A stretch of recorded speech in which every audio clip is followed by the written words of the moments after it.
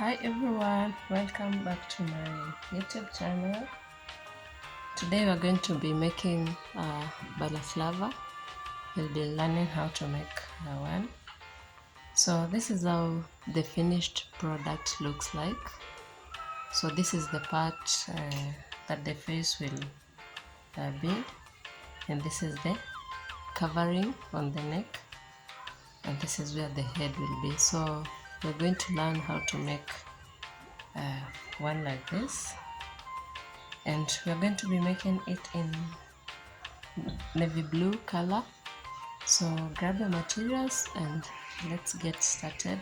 So for the materials, I'll need a pair of scissors, a 6.5 millimeter crochet hook.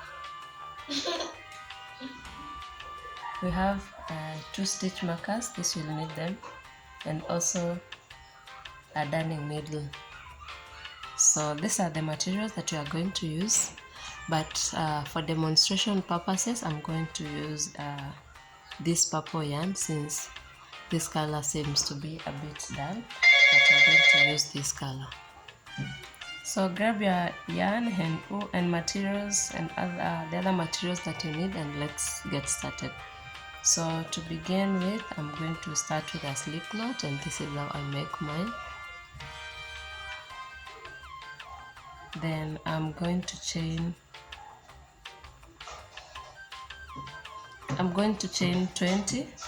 So for this part we worked the ribbed stitch, back loop only single crochet, and for this part from here up to this part where we worked combination of both single slip stitch and also half double crochet. So one row for half double crochet, another row for slip stitches, and then for the top part we worked back loop only slip stitches. So the foundation chain that we are going to work is that we are going to work the length from this point up to this point, and then on the other side. So we'll work a panel that is long enough to accommodate this measurement times 2, and then later on we'll be able to fold it into 2, fold it halfway, then seam together the sides so that you can create this shape, and then seam together from this point up to the edge right here, then work the ribbing.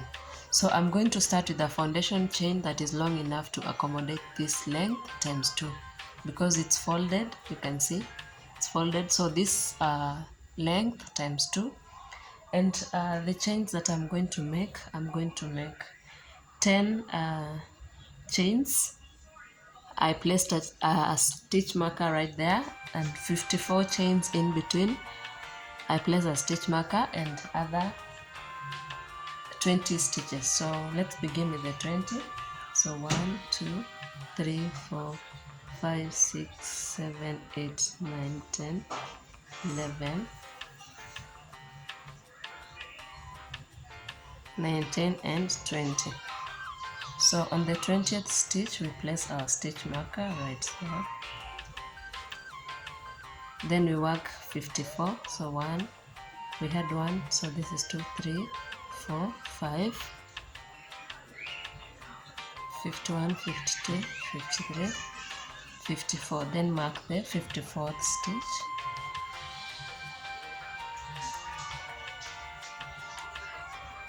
Mark the first stitch actually. So this is the first for the 20. So that is 1, 2, 3, 4, 5. We're going to work 20. This is our 5. So 20, chain 1. So this is our length, the full length of our foundation row. So we've already chained 1. So you can see. So this is the part that will fall on the neck.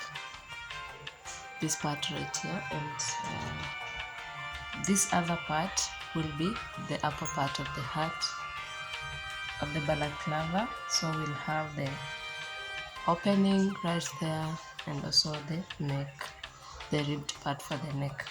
So to start working on the rows, we are going to begin row 1, and for row 1 we are going to start with a back loop only, single crochet. So insert your hook, pull a loop, you have 2 on your hook, and yarn over, pull through 2. So for the next 20 stitches we are going to work single crochet, back loop only, just like that, until we get to the point where we have our stitch marker, because that is where we marked 20 stitches.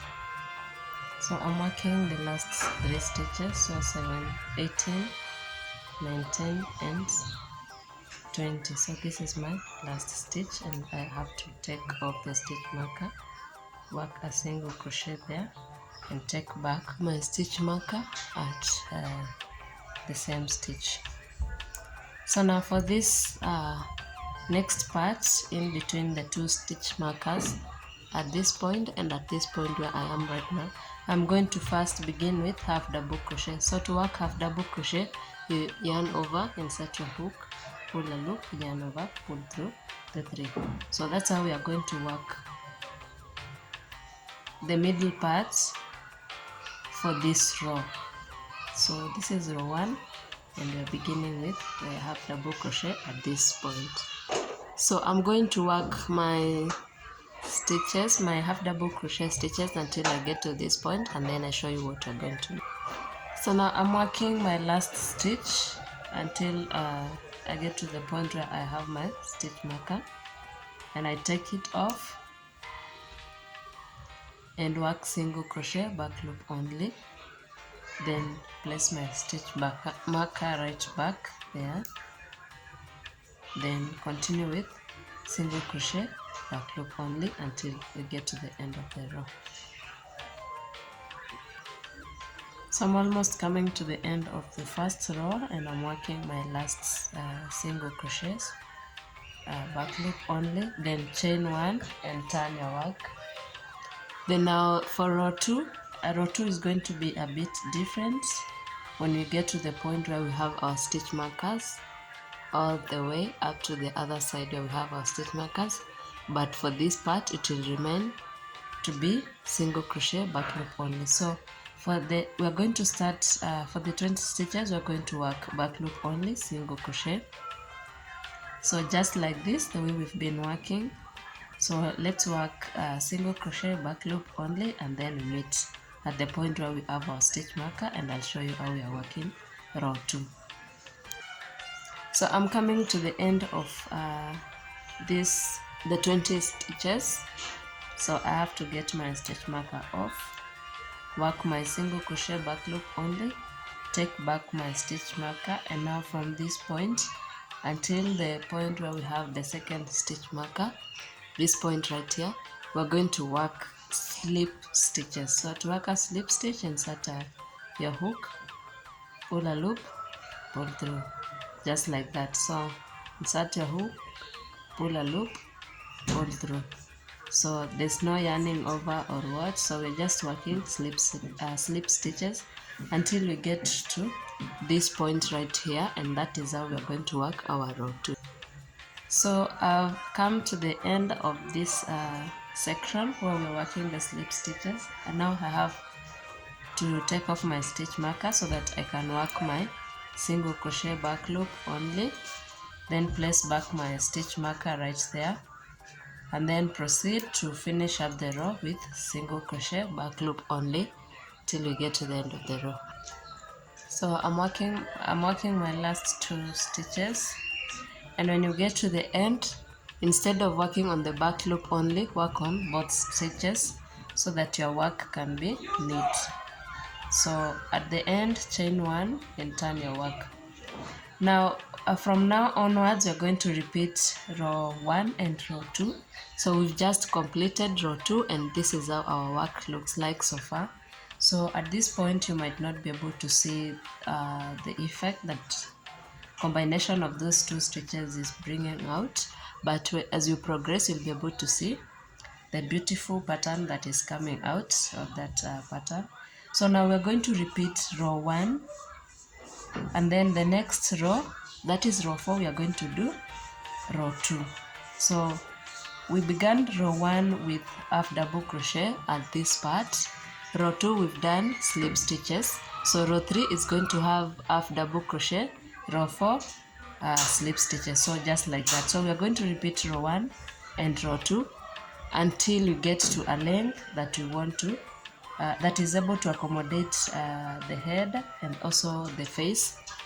So that is what you are going to work. I'll leave you work your panel and then I'll be able to show you, and that's when I'll be introducing the actual color of the piece that you're working today. So let me work on my rows until I get to the number of rows or measurement that I want to achieve, and then I'll get back.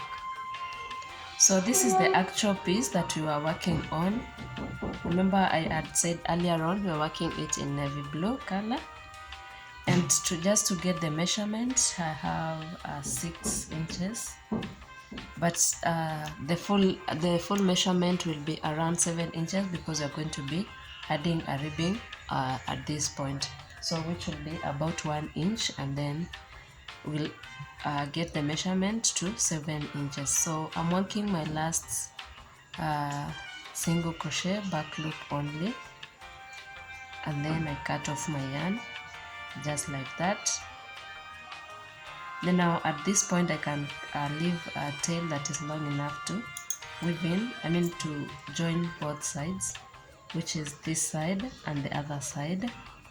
And now I'm going to get my stitch markers and place them on this side, since now we want to weave in, or we want to just join these sides together so that you can close up the gap at one side and leave this opening right here that will form the face part.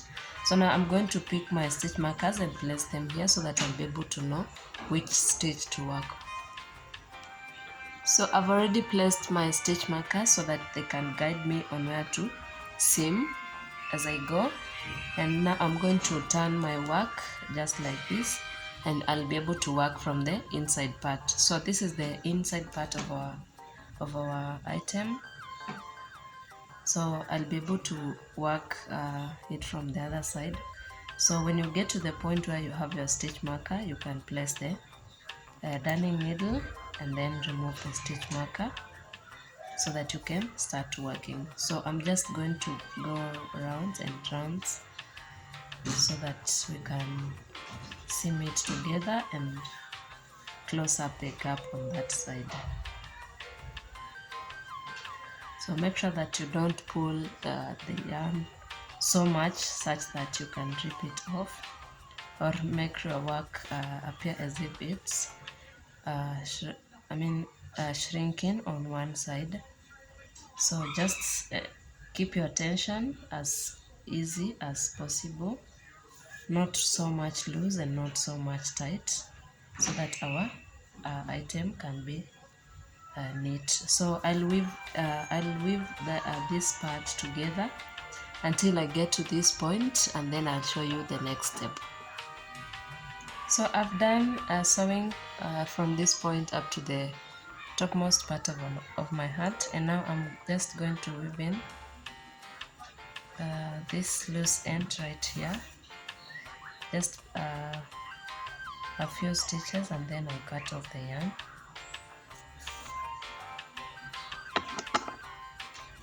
So just like that. Now we're going to work on the other part, this other side right here. So we are going to weave in or join the sides together from this point up to the point where we have our stitch markers, and then I'll tell you what we are going to do next. So since I had left yarn long enough to work on, to weave, to work on both sides, I'll just attach my darning needle right there and then work my stitches right there. So be keen so that you will not be able to leave a stitch, and ensure that you work in every stitch. I've not placed my stitch markers again, but I'm going to just check to ensure that I work on every stitch. So let's meet at the end of the row, and then I'll show you what to do. So I've worked until the point where I have my stitch markers, and now at this point I can take them off And since this is the wrong side of my balaclava, I'll be able to turn it on the right side. Let's turn and see how it looks like after we've joined the sides. So this is the progress, and you can see we have a beautiful piece right here, and also this is the front part. So this is without the ribbing. So the next thing now, what you're going to do is that we're going to place our yarn right here. You see the last stitch that we've worked our ribbing part, so that same stitch is where we're going to place our yarn back, and then work the ribbing part. So I'm going to attach my yarn right there, insert my hook there, yarn over, pull a loop just like that, then tighten it. So chain 4, so that is 1 2 3 4. So this will be our ribbing, and after chaining 4 I'm going to go back with slip stitches on 3 stitches. So that is 1 2 and 3, and then work the next 2 stitches.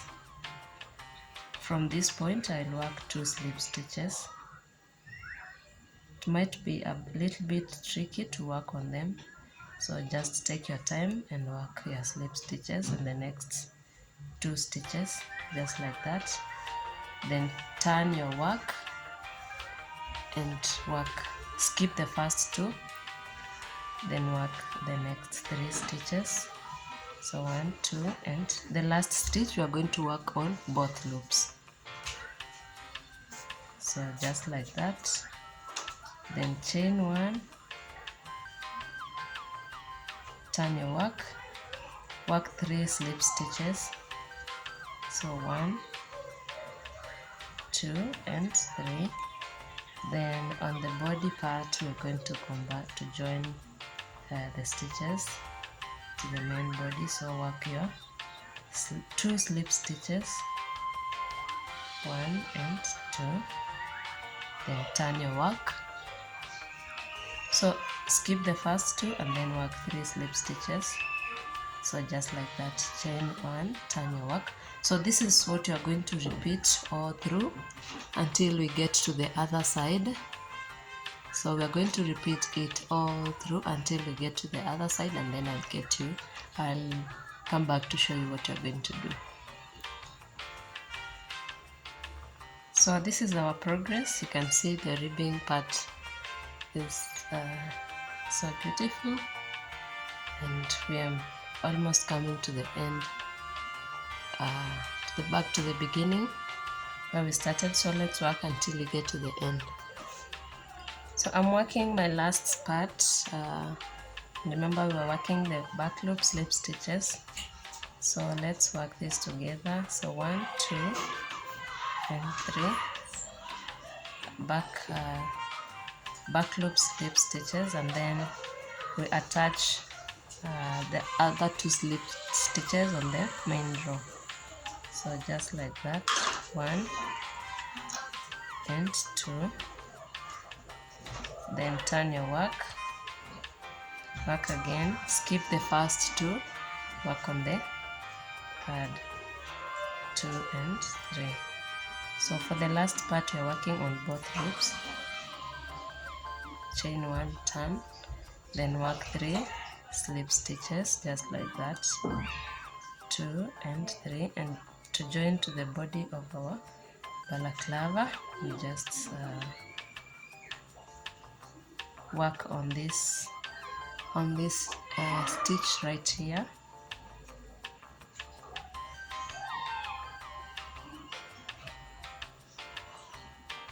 So let me fasten off the yarn on this inside part where we are working, joining the panels. So now I can be able to see clearly which stitch I'm going to work. So this is where we're going to work our